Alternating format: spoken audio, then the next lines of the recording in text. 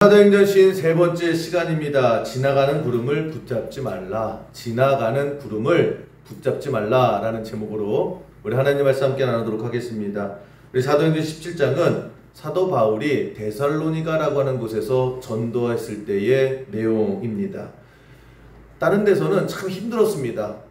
오는 것도 못 오게 하고 가서 말씀 전에도 계속 반대가 있었고 말씀을 전해도 사람들이 듣지를 않았습니다. 그런데 데살로니가는 좀 달랐습니다. 가장 빠른 시간에 가장 빠른 부흥을 이뤘던 곳이 바로 데살로니가라고 하는 곳이었습니다. 정말 가자마자 부흥이 일어났습니다. 여기저기서 성령의 역사가 일어났습니다. 그러니까 사도 바울도 신나지요. 근데 항상 여러분 우리가 기억해야 됩니다. 인생의 공식이 있습니다. 잘 되고 편안하고 또 일이 되고 부흥이 있고 그런 곳에 항상 시험은 따라오게 되어 있습니다. 원래 그래요.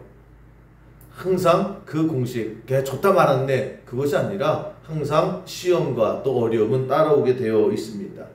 데살로니가 전도가 너무 잘 됩니다. 바울도 신났지요. 그런데 영락없이 시험과 역경이 다가옵니다. 그것을 시기하는 유대인들이 생긴 겁니다. 그래서 이제 동네 깡패들을 모집해서 그 깡패들을 시켜서 바울을 말씀을 전하지 못하라 그 정도가 아니라 죽이라 그렇게 그 사주를 내립니다. 그래서 그 깡패들이 바울을 죽이려고 찾아 나서게 됩니다. 그러니까 10절 그래서 바울과 실라가 도망가지요. 오늘 10절 말씀을 그렇게 시작을 합니다. 밤에 형제들이 곧 바울과 실라를 베레아로 보내니 그들이 이르러 유대인의 회당에 들어가니라. 그러니까 밤에 주랭랑 친 겁니다. 잡히면 죽게 되니까. 여러분 우리 한번 도망쳐 보셨습니까? 누가 나 죽인다고 할 때에 우리 숨어 있어 보셨습니까? 그런 경험이 별로 없지만 항상 그런 도망치고 숨다 보면 무섭습니다. 그리고 지치게 되고 또 여러 가지 심신이 피곤하게 됩니다. 그래서 탈옥한 사람들도 나중에는 그냥 자포자기 하잖아요. 신창원이 잘 도망쳤습니다. 그럼 나중에는 그냥 잡혔대요. 너무 도망다니는 것이 지치고 힘들어서. 사람이 숨어있고 도망다니는 것이 그렇습니다. 사람이 지치는 거예요. 몸도 지치고 마음도 지치는 겁니다. 사도 바울도 그랬다라고 하는 것입니다. 야, 여기서는 좀 다르네? 좀 되나 싶었더니 웬걸요. 더 큰 시험이 오게 되고 또 밤에 도망가게 되고 그러다 보니까 또 마음이 여러 가지 침체가 오기 시작을 했습니다. 그럴 때 하나님께서 오늘 본문의 말씀이 그거예요. 그렇게 지쳐있고 또 한참 잘 나가다가 확 꺾였거든요. 그 꺾인 마음을 다시 위로해 주시는 그 하나님. 어떻게 하나님께서 그 사도 바울을 다시 이렇게 세우시느냐? 사람을 통해서 일하시더라는 거예요. 좋은 사람. 좋은 사람을 보내시고 그 사람들을 통해서 위로받게 하시고 또 격려받게 하시고 또 새로운 힘을 주셔서 다시 일어나게 되더라. 이것이 오늘 전체의 본문의 내용입니다. 항상 보면 하나님께서 사람을 통해서 이렇게 세워주세요. 좋은 사람을 만나야 될 사람을 만나서 다시 이렇게 세워주는 그런 역사와 그런 은혜의 과정이 분명히 있습니다. 근데 우리가 그것만 있느냐? 사람 때문에 위로받고요. 사람 때문에 행복해지고 사람 때문에 다시 일어나는 소망을 갖게 되지만 더 많은 경우는 뭐예요? 사람 때문에 시험 들 때가 훨씬 더 많아요. 사람 때문에. 살다 보면 그렇지 않습니까? 그 사람이 문제예요. 그 사람 때문에 상처받게 되고 사람 때문에 상처받게 되고 기대했는데 야, 저 사람은 진짜 괜찮은 사람 같아. 근데 막상 만나보면요. 겪어보면 또 실망하게 되지요.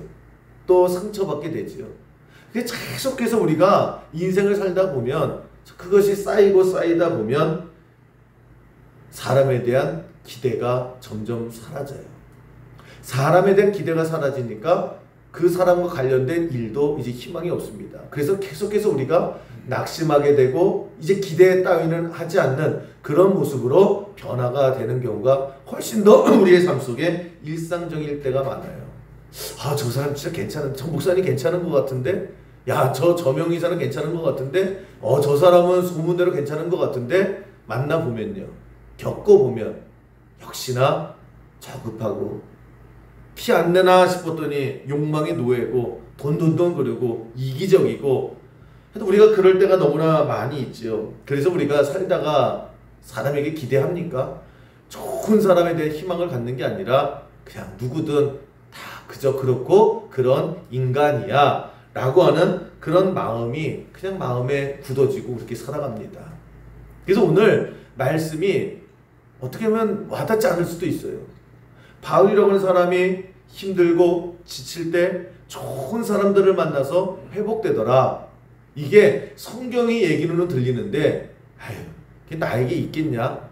세상 사람들이 어떤데? 라고 하는 것을 미리 내 마음에 벽을 치고 내가 이미 답을 정해놓고 우리가 그렇게 말씀을 듣는, 그럴 수도 있다라고 하는 것입니다. 왜요?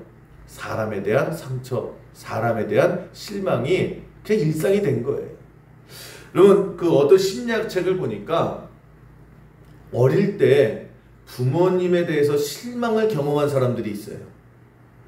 뭐 여러 가지 가정 불화나 뭐 여러 가지 일들이 있지 않습니까? 그래서 어릴 때 그 어머니나 아버지나 부모 관계에 있어서 실망한 사람들에게서 나오는 그 공통점이 뭐냐면 어른이라고 무조건 공경하지 않는다라는 거예요. 어른이라고 무조건 존경하지 않는다라는 거예요. 마음속에 그냥 어른이면 나야? 이 마음이요, 그 불신이 자기도 모르게 심겨져 있다, 이렇게 얘기를 합니다.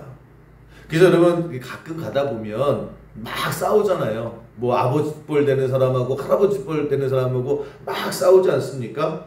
들여다보면 인간성 자체의 문제보다는 그 내면을 들여다보면 상처가 꼭 있대요. 사람에 대한, 어른에 대한, 부모에 대한 그런 상처가 부스부스 튀어나오는 거예요. 그래서 그냥 확 치밀어 오르는 거죠. 그래서 어른이 뭔데? 어른이면 나야? 그렇게 싸우게 되더라고 하는 것입니다. 그 마음의 상처가요, 우리는 여기저기서 많이 숨어 있다라는 것입니다. 교회 생활도 마찬가지예요. 정말 열심히 신앙생활을 하는데 그 교회가 막 분란이 일어나요. 그래서 뭐 성도끼리 싸우고 성도와 목사끼리 싸우고, 그래서 그냥 교회가 그냥 난리가 났습니다. 그래서 그냥 볼 거 못 볼 거 다 보게 되는 거예요.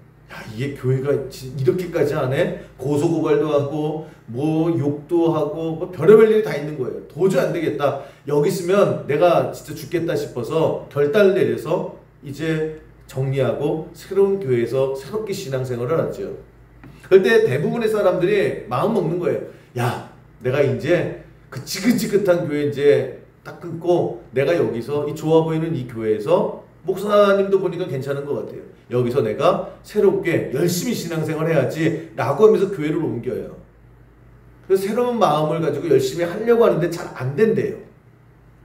다는 아니지만 대부분의 성도님들이 나중에는 다시 신앙의 그 궤도 안에 들어오지만 처음에 너무너무 신앙에 자리 잡기가 힘들다, 이렇게 고백을 합니다. 왜냐? 마음의 상처 때문에요. 잘 하려고 해도 일단 말씀에 귀가 안 들어온대요. 정 목사님 괜찮은 사람이라고 하는데 말씀 내용도 괜찮은데 설교가 귀에 안 들어와요. 성도들도 그냥 반갑다고 그러고 잘 대해주는데 마음이 열리지가 않아요. 왜 그러느냐? 내가 한번 속아봤거든. 내가 한번 몸서리 쳐봤거든. 옛날 교회도 그랬어.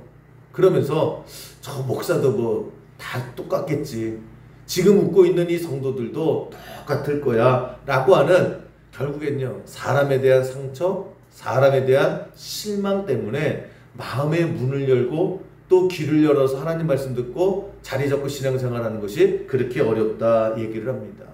상처 때문에요. 사람이 주는 상처. 자매들, 특히 자매들, 이렇게 청년 때 좋은 사람 만나서 연애하고 그러지 않습니까? 그러다가 이제 꼭 그래요. 그 남자가 문제예요. 남자가 좋은 사람인지 알고 좋은 청년인지 줄 알고 결혼까지 생각했는데 사귀다 보니까 아닌 거예요. 실망해요. 그래서 끝나잖아요. 다 김성수 같은 애만 있는 거 아니에요. 응? 그래서 진짜 속았다. 그래서 이제 관계가 깨지지 않습니까? 깨지고 나면 이제 정말 나쁜 남자를 만났다라고 하면 마음에 상처를 입었죠. 그리고 뭐라 그래요? 그 인생 속에 나 이제 남자는 지긋지긋해. 그게 끝나는 게 아니에요. 그 다음에 뭐라고 얘기합니까? 그 인생 가운데 남자라고 하는 단어가 싹 사라져요. 그리고 남자라는 말 대신에 뭘 써요? 저 남자들 그렇게 안 그래요. 저 짐승들. 막 그렇게 얘기를 하는 거를 많이 볼 수가 있습니다. 남자라면 지긋지긋해. 왜 그래요? 상처에 상처. 다 상처. 교회를 가도 상처. 가정에서도 상처. 어릴 때도 부모에게 상처. 결혼에서도 상처. 그 상처가 항상 우리를 옥죄우고 우리의 마음을 다치게 하는 거예요. 그래서 오늘 이 바울이 사람으로 인해서 회복되고 사람을 통해서 사랑받고 사람을 통해서 다시 움직였다라고 하는데 이게 먼 달나라 얘기처럼 들릴 수 있는 게 오늘 우리의 현실이라는 거예요. 근데 오늘 사도 바울도 처음에 그랬죠. 이 데살로니가 가가지고 열심히 했더니 사람들이 아멘 그러고 뭔가 잘 풀리고 좋은 사람인 줄 알고 그랬는데 거기에 앞에서는 웃고 뒤에서는 깡패들을 동원하고 이런 많은 여러 가지 일들을 겪게 되면서 사람에게 상처받아요. 그리고 밤에 도망칠 수밖에 없죠. 잡히면 죽으니까.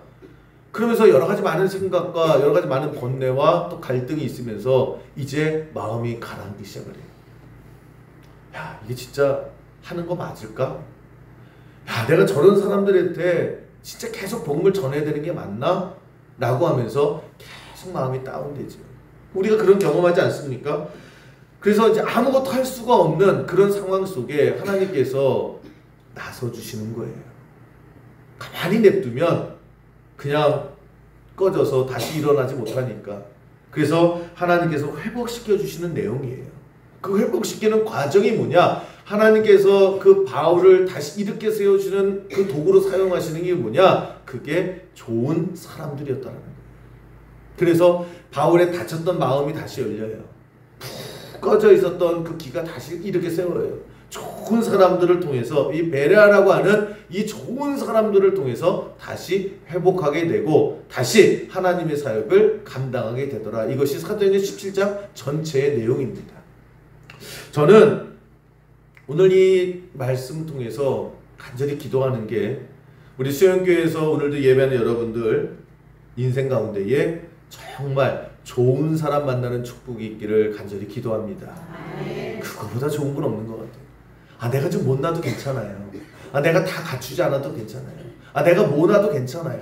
좋은 사람 만나는 게 진짜 축복이다라고 하는 것입니다. 좋은 사람 만나면요, 내가 바뀌어요. 좋은 쪽으로 바뀌어요.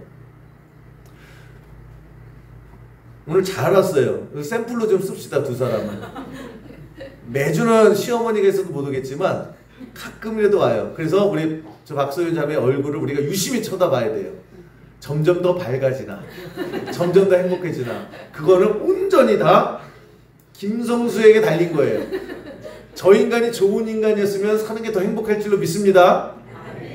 근데 교회로 안 와요. 한 달이 지나도 안 하고 6개월이 지나도 안 와요. 좋은 사람이에요. 그냥 막 행복하니까 뭐 교회 갈까? 가야지. 그러고 우리는 항상 평생을 두 사람의 밝은 얼굴을 보게 될 줄로 믿습니다. 겪어보면 그러는 거예요. 좋은 사람하고 계속 만나다 보면요, 내가 바뀌어요. 행복해하는 사람하고 옆에 있어 보세요. 그럼 나도 행복해져요. 긍정적인 사람 옆에 있으면 나도 긍정적이 되는 거예요. 그런 사람이 좋은 사람이에요. 근데 그냥 삐딱해요. 말만 하면 그냥 자기 똑똑하다고 하는데 늘 부정적인 거예요. 그래서 이런 사람이 있죠. 그냥 반나절만 같이 있어 보면, 반나절이 뭐예요? 그냥 한두 시간만 같이 있어 보면요, 속된 말로 기빨리는 사람 있죠. 그냥 뭔가 정말 답답해져요. 뭔가 처져요. 뭔가 계속 삐딱해지는 거예요. 그런 사람 여러분 계속해서 만날 필요 없습니다. 대답을 안 하는 그런 사람 계속 만나면요, 사람은요 계속 영향을 받을 수밖에 없어요. 하나님께서 여러분 주변에 정말 좋은 사람들 믿음의 사람들, 기도하는 사람들, 선한 영향력을 끼치는 사람들로만 하나님께서 채워주신 은혜가 있기를 주님의 이름으로 간절히 축원합니다. 그게 제일 좋은 거, 그거보다 좋은 복은 없는 것 같아요. 예수님도 주변에 되게 힘들게 하는 사람 많았잖아요. 예수님도 삶에 쉼이 있어야죠. 삶에 뭔가 에너지를 만남이 있어야죠. 그래서 신약 성경을 보면 그 예수님께서 자주 만나셨던 사람이 누구냐면 베다니에 살았던 나사로예요. 나사로와 나사로 남매들, 마르다와 마리아, 이 3남매를 굉장히 자주 만나신 것을 볼 수가 있습니다. 직접 집에 찾아가시잖아요. 그럼 밥도 같이 먹고. 왜 그러셨을까? 거기 가면 편안하니까. 거기 가면 마음이 쉼이 있으니까. 거기 가면 같이 밥을 나누는 동안에 예수님도 회복이 되니까. 그래서 그런 만남을 예수님께서도 계속 이어가셨다는 거예요. 우리 삶 가운데도 그런 만남이 있어야 되는 거예요. 여러분, 사도 바울도 마찬가지 아닙니까? 베레아라고 하는 이곳에 있는 사람들이 바울에게 그런 역할을 했다라는 거예요. 정말 이제 진절머리가 날 정도로 이제 다 귀찮죠. 또 밤에 주랭랑 치고 또 사람들이 해코지하고 사람들이 또 딴소리하고 뒤통수 치고, 와, 내가 이 사람들을 내가 이걸 어떻게 해야 될까 라고 할 그때에 그 마음의 상처를 씻어준 게 또 사람이에요. 그 사람이요, 사람에게 상처받고 사람에게 사랑받아요.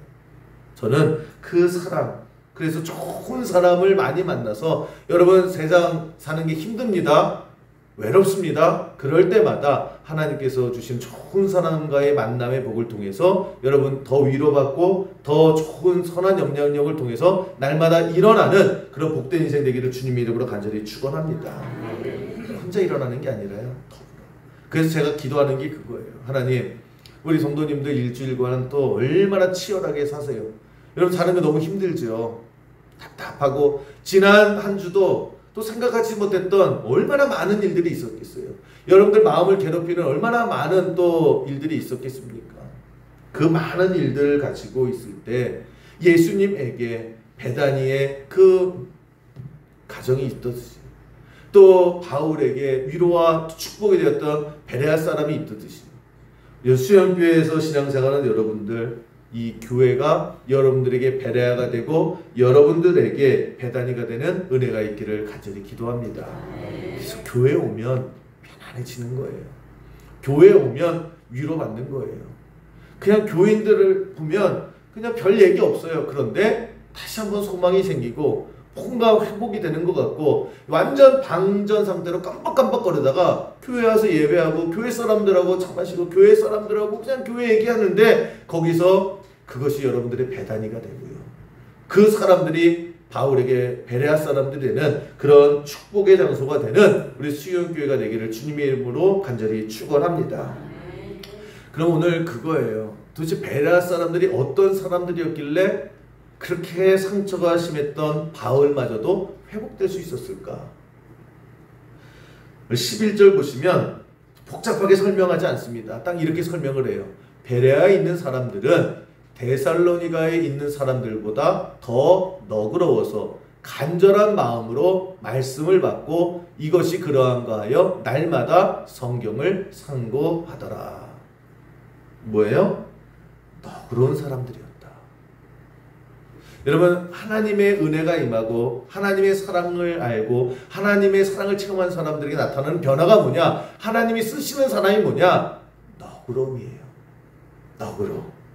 오늘 이 너그러움, 그래서 저는 여러분이 너그러운 사람 되기를 간절히 축원합니다. 그리고 여러분 주변에 너그러운 사람들로만 있기를 간절히 축원합니다. 이 너그러움이 도대체 뭐냐는 거예요. 너그러움. 여러분 사람을 만나 보시면 알지만 굉장히 고상해 보이고 존경받고 품이 있어 보이고 정말 괜찮은 사람이에요. 그런데 막상 일주일만 같이 생활해 보면 못 보던 게 보이겠죠? 그러지 않습니까? 진짜 괜찮은 사람인 줄 알았어요. 그런데 여러분, 저랑 저 괜찮은 사람 같아요? 아닌 것 같아요?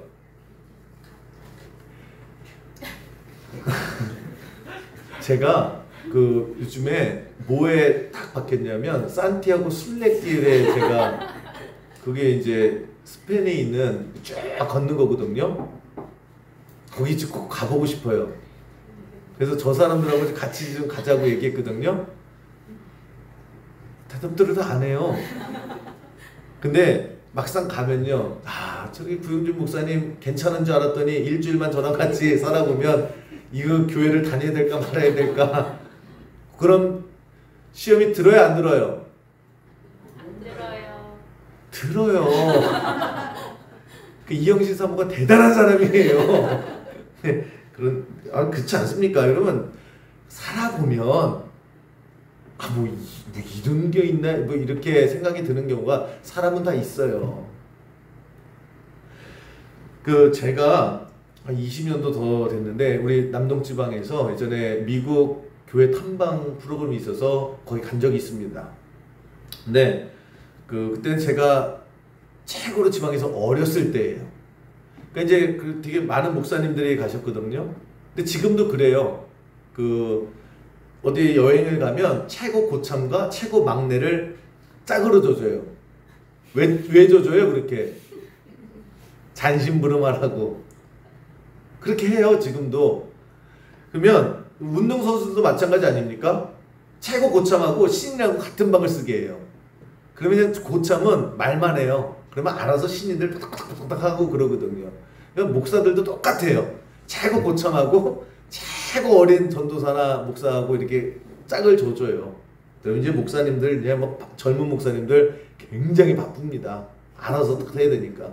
저 그때 20년 전이니까, 20년도 훨씬 전이니까 제가 그때 최고 막내였어요.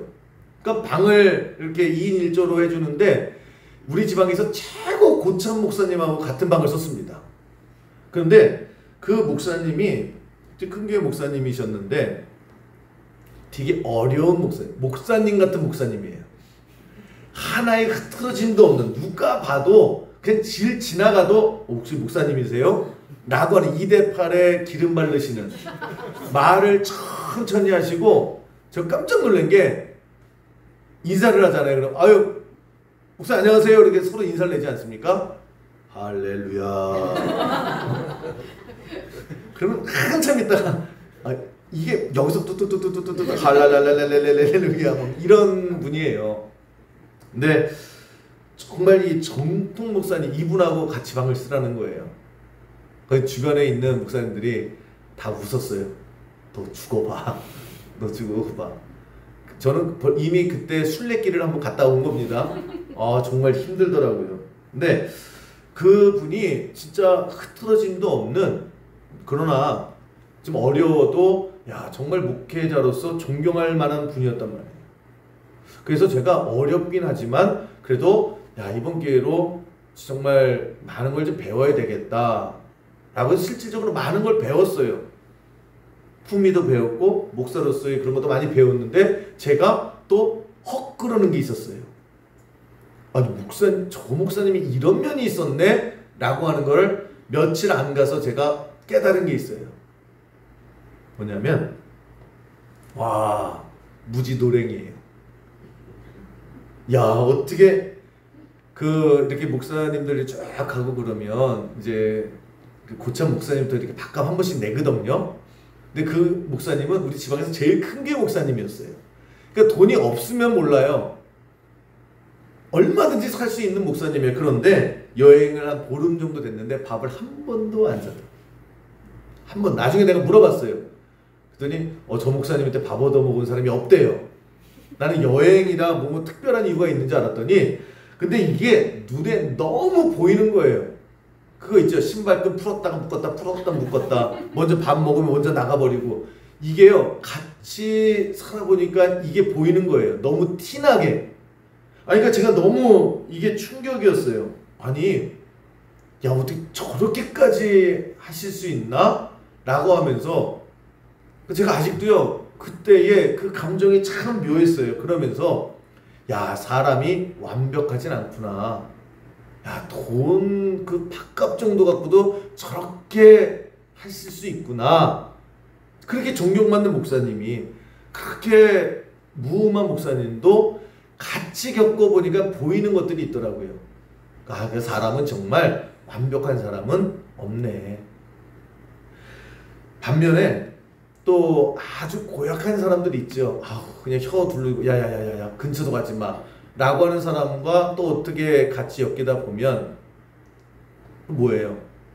아, 정말 저런 인간이 다 있나? 라고 하는 것이 있는데, 그러다가도 또 하고 못 보던 인간미가 아주 가끔이지만 보일 때도 있어요. 아, 저건 또 본받을만 하네 라고 하는 것들, 야, 인간성은 정말 아닌데 야, 그래도 본받을 건 있네, 뭐 이런 것들이 보이지 않습니까? 그러니까 여러분, 제가 내린 결론은 뭐냐면, 사람에 대해 내린 결론은 뭐냐면, 아무리 좋다라고 하는, 아무리 훌륭한 사람이라고 할지라도 100%는 없어요. 100%는 없어요. 마찬가지로 아무리 고약한 사람이라 할지라도 100% 다 악덩어리는 아니에요. 그 비중의 차이는 있을지언정 사람에게는 좋은 점이 있고 나쁜 점이 있고 강점이 있고 약점이 다 있어요. 다 있어요. 누구나 다. 왜 이 얘기를 계속 설명을 하느냐? 여러분, 너그러움이라는 게 뭐냐면, 너그러움은 그 누구에게나 있는 좋은 것과 나쁜 것이 있을 때 좋은 것을 끄집어내는 품성이 너그러움이라는 거예요. 좋은 거. 그것을 밖으로 드러내는 그 모습이 너그러움이다, 이렇게 설명을 합니다. 그래서 여러분, 우리가 누구나 너그러워질 수가 있다는 거예요. 왜요? 아무리 엉망진창의 사람을 갖다 놔도 그 안에 좋은 것을 끄집어낼 하나는 있단 말이에요. 하나는. 그 하나를 끄집어내는 그 모습이 너그러움으로 표현된다라고 하는 것입니다. 그래서 우리가 너그러운 사람이 되는 것은 뭐 여러 가지 많은 공부를 많이 하고 뭐 수양을 많이 싸고 그런 모습이 아니다라는 거예요. 그냥 내 안에, 여러분, 내가 나에게 대해서 너그러워질 필요가 있어요. 우리가 살다 보면 실수도 하고 내가 나를 못마땅히 여기고 내가 나가 싫을 때도 있지요. 그래도 여러분, 내 자신에게 좀 너그러질 필요가 있어요. 아무리 내가 싫어도요, 내 좋은 점을 끄집어, 그래도 난 이거는 할 줄 알아. 상대방을 향해서도 마찬가지다라고 하는 것입니다. 좋은 것을 끄집어낼 줄 알 때에 그것이 너그러움으로 표현되는 거예요. 그 너그러움이 나도 살지만 상대방도 살리게 된다라고 하는 것입니다. 여러분, 항상 표현할 줄 알아야 돼요. 표현할 줄 알아야 돼요. 표현한 것, 왜 표현하려고 합니까? 표현한 것만 내 주변에 쌓이게 돼요. 꼭 기억하세요. 말로 표현해야 되고요. 표현해야 돼요. 여러분, 우리 주변에 행복한 사람도 있고 불행한 사람도 있어요. 근데 행복한 사람은 행복이 더 많아서고, 불행한 사람은 불행이 더 많아서. 근데 인생 전체를 놓고 보면요, 행복할 거리 불행할 거리가 다 거기 인생이 그렇게 크지 않아요. 근데 왜 저 사람은 평생을 행복할까? 왜 저 사람은 평생 행복하게 보일까? 왜 그래요? 행복에, 좋은 것에 반응하니까 그래요. 좋은 것에 반응하고 좋은 것을 좋다고 표현하니까 그 표현한 것들이 주변에 쌓이는 거예요. 그 쌓인 것들이 하나씩 자라고 주변에 머무르게 된다라고 하는 것입니다. 행복한 사람들 보세요. 행복해 보이는 사람들 보세요. 좋은 것을 가지고 야, 좋다 표현을 해요. 다른 거 없어요. 맛있는 거 먹고요, 야, 맛있다 그래요. 괜찮은 걸 가지고요, 야, 이거 괜찮다. 그것들이 쌓이는 거예요. 내가 표현한 것들이 쌓이는 거예요. 불행한 사람들 공통점을 보세요. 뭐에 반응해요? 야, 이거 안 좋아. 야, 저거 싫어. 야, 저거 별로야. 날마다 표현하는 게 나쁜 것만 표현해요. 그러니까 주변에 매일 불행한 것들만 쌓이게 되더라고 하는 거예요. 이게 행복한 게 많아서, 행복한 게 적어서가 아니라 내가 그렇게 쌓아가는 거예요. 그래서 여러분, 좋은 거를 표현해야 돼요. 나쁜 걸 표현하는 게 아니라. 여러분, 제가 오늘 신혼부부가 왔으니까 특강 하나를 할게요. 평생 우울하게 사는 법. 여러분, 우울하게 살려고 작정하신 분은 꼭 기억하시고 메모하세요. 우울하게 사는 법 뭐냐면 아주 쉬워요. 여러분, 오늘 날씨 어때요? 좋지요? 그냥 좋으면 아무 말도 안 하면 돼요. 날씨가 뭐 좋은 거지 뭐. 근데 흐린 날이 오겠죠? 그날이 여러분 날이에요. 아유 그냥 날씨가 그지 같아. 아유 날씨가 그냥 이래. 좋은 날은 그냥 아무 관심 아무런 표현도 좋다는 말 절대 하면 안 돼요. 근데 날씨가 좀 꾸물꾸물하고 날씨가 마음에 안 들면 꼭 표현하세요. 음식도 마찬가지입니다. 맛있는 거 먹을 때는 아무 소리 안 하고 먹어야 돼요. 맛있단 말 하면 안 돼요. 근데 음식이 좀 맛없죠? 그럼 그때 그냥 뚜딱뚜딱 하면 돼요. 짜고 싱겁고 뭐 맵고 뭐 어쩌고저쩌고 뭐 그냥 계속 하면 돼요.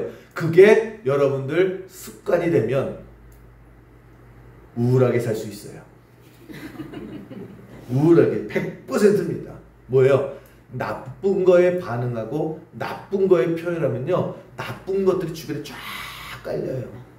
그것들이 풀이 돼가지고요. 나를 다 뒤감아 버릴 거예요. 표현하는 것만 남습니다. 그러니까 여러분 계속 표현하셔야 돼요. 그러니까 아멘 해야 돼 말아야 돼요? 해야 돼요. 하는데요. 표현해야 된다고 표현. 그 좋은 것도요. 자꾸 표현해 보세요. 자꾸 표현하면 표현하는 것들이 내 주변에 쌓인다고요. 아멘. 그쵸? 행복해 보이시잖아요. 그냥 막 남편 오늘 교회 안 왔는데도 저렇게 행복할 수 있을까? 어떻게 저렇게 행복할 수 있을까? 문정은 어디 갔는지 모르겠지만 그래도 행복하잖아요. 왜요? 하면 잘하니까. 여러분 좋은 거 여러분 살다 보면 우울한 일이 있어요. 왜 없겠어요? 화나는 일이 있어요. 마음에 안 드는 일이 있어요. 기분 나쁜 일이 있고 억장이 무너지는 일이 있고 또 불안한 일들 많이 있어요. 그거 있어요. 그럴 때에 여러분 그걸 구름이라고 생각하세요. 구름. 그냥 지나가는 구름. 이런 구름이 있죠? 여러분 오늘 예배 끝나시고 이제 교회 나가셔서 하늘을 한번 오랜만에 한번 쳐다보세요. 그러면 구름이 보일 거예요. 구름 가만히 한번 지켜보세요. 그러면 구름은요 그냥 지가 지나가요. 가만히 안 있어요. 그냥 시간 지나면 알아서 지나가요. 지나가면 없어져요. 지나가면 아무 일도 우리에게 없어요. 그런데 그 구름을 붙잡잖아요. 구름을 붙잡아요. 그리고 욕을 해요. 그리고 넌 왜 있냐? 너는 왜 있냐? 불평하고 화내고 그걸 가지고 계속 째려보고 그것을 내 위에서 그냥 쫙 붙들고 있는 거예요. 그러면 점점 그 구름이요 색깔이 변할 거예요. 시커멓게 변할 거예요. 먹구름이 되고 그것이 결국 천둥이 치고 번개가 치고 내 위에서 폭우로 내려 쏟아질 거예요. 흘려보내시는 거예요. 나쁜 거 있을 수 있어요. 살다 보면 왜 나쁜 게 없을 수 있어요. 그냥 가만히 그냥 흘려보내세요. 표현하지 마시고요. 그거 붙잡지 마시고요. 가만히 냅두면 하나님께서 다 흘려보내게 해주실 거예요. 나쁜 거는 그렇게 보내는 거예요. 좋은 거를 붙드세요. 좋은 거. 그리고 표현하세요. 그럴 때에 여러분 좋은 것들이 쌓일 거예요. 그 쌓인 것들을 통해서 내가 변화가 될 거예요. 어떻게 해요? 너그러움. 너그러움이라는 건 그런 거예요. 좋은 것이 있고 나쁜 것이 다 있어요. 그러나 좋은 것을 바라보고 좋은 것을 표현하고 좋은 것들에 반응할 때에 여러분 그 좋은 것들이 내 주변에 쌓여요. 그 쌓이다 보면 내가 행복해지고요. 내가 여유가 생겨요. 공간이 생겨요. 여러분 내 마음에 내 생각에 내 영혼에 여유라고 하는 이 너그러움의 공간이 생겨요. 그 공간이 생겼을 때에 여러분 우리가 너그러워질 수 있는 거예요. 그 너그러움이 사람을 살리는 거예요. 우리 너무 너그러움이 없죠. 우리 너무 쨍쨍거리고 살잖아요. 우리 너무 옥죄면서 살아가잖아요. 우리 너무 신경 뜨고 살아가지 않습니까? 우리 너무 화만 내고 살아가잖아요. 누가 우리 주변에서 그 상처가 회복되고 누가 우리에게 은혜 받고 누가 우리에게 격려받겠어요. 그냥 내 주변이 다 온통 이상한 것만 쌓여 있는데. 그래서 성도의 삶은 뭐냐? 아무리 대단한 바울이랄지라도 사람 때문에 꺾여요. 이런 저런 일 때문에 하나님 보시기에 문제가 심각한 거예요. 야, 얘 그냥 가만히 냅두면 얘 진짜 꼬꾸라지겠구나. 그 정도의 슬럼프가 오는 게 인생이에요. 그럴 때 여러분 우리가 베레아 사람처럼 그렇게 사람을 살리는 사람에게 위로가 되는 나 별거 안 하는 거예요. 그냥 그 사람 내 옆에 있더니 그 사람이 위로받고 격려받고 다시 일어서서 나아갈 수 있는 그런 쓰임받는 우리의 인생 되기를 주님의 이름으로 간절히 축원합니다. 너그러워졌으면 좋겠어요. 너그러워졌으면. 여러분 우리가 무언가 마음을 지금 정해야 될 게 있을 거예요. 여러분들. 마음의 방향을 정해야 될 게 매 순간순간 있을 거예요. 그럴 때 그냥 용서하시고요. 좋은 것들을 한번 끄집어내 주시고요. 그러다 보면 일단 내 안에 내가 변해요. 참 신기하게 너그러워지는 거예요. 그리고 좋은 것만 머무르게 하세요.